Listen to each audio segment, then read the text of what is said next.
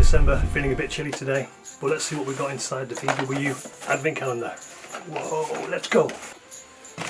Okay, today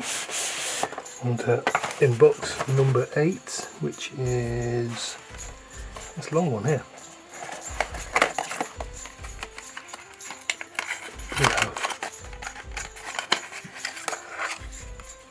We have a very tiny screwdriver. Well, not very tiny, it's just averagely tiny, I guess. I wonder if it will fit in my miniature toolbox. Let's have a little look.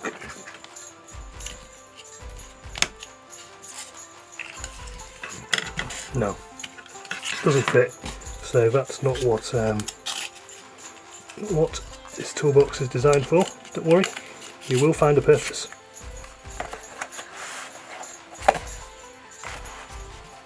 Today it's all about the Pikes Peak 1985 race. Did you know that mountain races had existed for a while, and their main purpose was to introduce newly built roads to the public and create interest? Pikes Peak is a 4,301 metre high road in the mountains near Colorado Springs. It starts at an altitude of 2,862 metres. So in 1981 the race was primarily driven on tarmac roads, but in 81 it was off-road and gravel, which opened up to rally cars to compete, which got the interest of the Volkswagen Group.